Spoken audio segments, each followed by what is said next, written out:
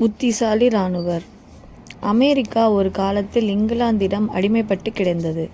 அமெரிக்க மக்கள் இங்கிலாந்து மக்களிடமிருந்து சுதந்திரம் பெறுவதற்காக போராட்டம் நடத்தினர். அது கிபி 18ஆம் நூற்றாண்டு. அமெரிக்க இராணுவப்படை இங்கிலாந்து இராணுவப்படையுடன் கடுமையாக மோதியது. போராட்டம் நடைபெற்று கொண்டிருந்த காலத்தில் கிறிஸ்துமஸ் பண்டிகை வந்தது. ஆகவே இரண்டு தரப்பினரும் போர் நிறுத்தம் செய்தனர். அச்சமயம் அமெரிக்க இராணுவத்தைச் சேர்ந்த அதிகாரிகளில் ஒருவரான இஸ்ரேல் பொட்னாம் என்பவர் இங்கிலாந்து சேர்ந்த இராணுவ அதிகாரி ஒருவரை சந்தித்தார். இருவருக்கும் இடையே கடுமையான வாக்குவாதம் நடந்தது. பொறுத்து பார்த்த அமெரிக்க அதிகாரி ஆங்கிலேய அதிகாரியை மிகவும் திட்டிவிட்டார். இதை கேட்ட ஆங்கில அதிகாரி கொதித்தெழுந்தார். இவ்வளவு தூரம் நீ பேசிவிட்டாய் அல்லவா? நாளை நீ என்னுடன் சண்டைக்கு வர வேண்டும்.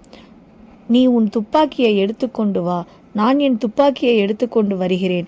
இருவரும் துப்பாக்கியால் சண்டை போடுவோம். யார் வெல்கிறார்கள் என்று பார்க்கலாம் என்றார். இஸ்ரேல் பொட்னாம் இதை கேட்டு பதில் எதுவும் பேசவில்லை. அமைதியாக அங்கே கிடந்த மரப்பீம்பாய் ஒன்றின் மேல் உட்கார்ந்திருந்தார். போர்க்களத்தில் இந்த மரப்பீப்பாய்களை அதிகமாக காணப்படும். காரணம், இம்மாதிரி பீப்பாய்களில்தான் போருக்கு தேவையான வெடிமருந்துகள் நிரப்பி வைத்திருப்பர். இதை பார்த்து கொண்டிருந்த ஆங்கிலேய அதிகாரி அதிகமான கோபம் அடைந்தார். அப்படியானால் நீ ஒரு கோழை என்பதை வெளிப்படையாகவே ஒப்புக்கொள்ள வேண்டியதுதானே? மௌனம் ஏன் என்று சீண்டினார். நான் உன்னை போன்ற கோழை இல்லை. வாய்ச்சொல்லில் வீரம் பேசவும் எனக்கு தெரியாது. நான் செயல் வீரன். நீ உனக்கு சாதகமான முறையில் துப்பாக்கி சண்டையெல்லாம் செய்யலாம் என்று கூறினாய். உனக்கு துப்பாக்கி சுடுவதில் நல்ல பயிற்சி உண்டு என்பது எனக்கு தெரியும். ஆகையினால் நீ துப்பாக்கி சண்டையை தேர்ந்தெடுத்தாய். என் விஷயம் அப்படி இல்லை. எனக்கு துப்பாக்கி சுடுவதில் அத்தனை அனுபவம் இல்லை.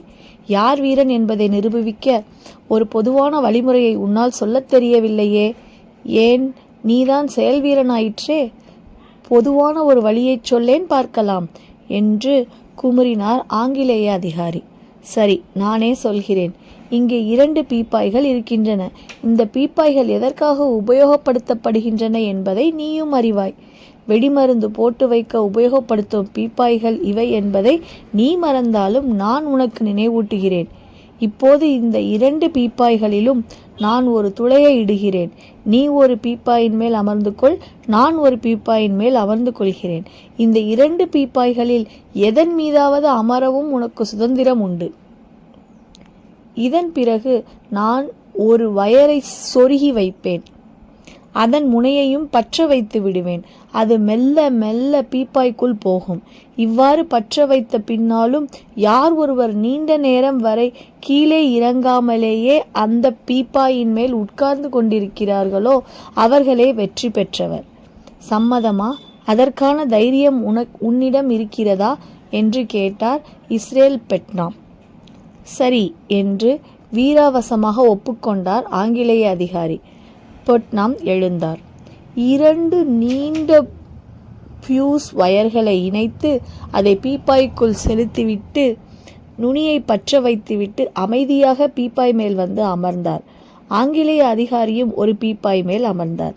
நெருப்பு சிறிது சிறிதாக கனிந்து பீப்பாயை நோக்கி வர ஆரம்பித்தது. அது பாதி தொலைவில் வந்தவுடனேயே ஆங்கில அதிகாரி நடுங்கினார். இவன் நம்மை துண்டு துண்டாக சிதற வைக்க திட்டம் தீட்டித்தான் இம்மாதிரி ஏற்பாடு செய்திருக்கிறான் என்று எண்ணினார். நெருப்பு மெல்ல மெல்ல ஊர்ந்து வந்து கொண்டிருந்தது. இது மிகவும் பைத்தியக்காரத்தனமான ஒன்று. இதனால் நாம் இருவருமே வெடித்து சிதறி இறந்து விடுவோம். இது பயத்துக்குரிய ஒன்று. இஸ்ரேல் பொட்னாம் பேசவில்லை. அவர் முகத்தில் எவ்வித சலனமும் இல்லை. பீப்பாயை விட்டு அவர் இறங்கவும் இல்லை. இன்னும் நன்றாக வசதியாக அமர்ந்து கொண்டார் அவர். திரி எரிந்து பீப்பாய்க்கு வெகு அருகில் சென்று விட்டது. இன்னும் 30 வினாடிகள் தாமதித்தால் நெருப்பு பீப்பாய்க்குள் போய்விடும். அப்படி போய்விட்டால் நினைத்தால் கூட தப்பி ஓட முடியாது. அதற்கு மேல் ஆங்கில அதிகாரியால் அமைதியாக இருக்க முடியவில்லை. பீப்பாயிலிருந்து துள்ளி குதித்து இறங்கினார். திடுதிடுவென அந்த இடத்தை விட்டு ஓட ஆரம்பித்தார். பாதுகாப்பான இடத்தில் நின்று திரும்பி பார்த்தார். பீப்பாய்க்குள் நெருப்பு நுழைய 1 வினாடி இருந்தது. அப்போதும் பீப்பாயை விட்டு பொட்னாம் எழவில்லை. ஆங்கில அதிகாரியை பார்த்து புன்முறுவல் பூத்தார். கோழை யார் என்பது புரிந்ததா என்று சப்தமாக கேட்டார். அவர் அவ்வாறு கேட்டு முடித்தவுடன் பீப்பாய் வெடித்து துண்டு துண்டாக சிதறிவிடும் என்று ஆங்கிலேய அதிகாரி எதிர்பார்த்தார். அவ்வித அசம்பாவிதம் எதுவும் நடைபெறவில்லை. பீப்பாய்க்குள்ளும் நெருப்பு போய்விட்டது. பொட்னாம் அமைதியாக இருந்தார். 5 நிமிடங்களுக்கு பின் முழுதாக இறங்கி வந்தார் பொட்னாம். இந்த பீப்பாய்க்குள் இருப்பது வெடிமருந்து என்றுதானே நீ நினைத்து கொண்டிருக்கிறாய்? இல்லை, அது வெங்காயம். வெங்காயத்தை சமையல் அறையில் கொட்டிய பின் தான் வெடிமருந்து அதில் நிரப்பப்பட வேண்டும் என்று அமைதியாக கூறினார். ஆங்கிலேய அதிகாரி மிகப்பெரிய அவமானத்தை அடைந்தார். அன்று இரவோடு இரவாக அந்த அதிகாரி அந்த பகுதியில் இருந்து வேறு பகுதிக்கு மாற்றல் வாங்கி கொண்டு சென்று விட்டார். இந்த அமெரிக்க சுதந்திர போரில் ஈடுபட்ட அந்த அதிகாரி இஸ்ரேல் பொட்னாம் பின்னாளில் அமெரிக்காவின் இராணுவ தளபதி ஆனார். புத்தி இருந்தால் எதையும் சாதிக்கலாம். நன்றி.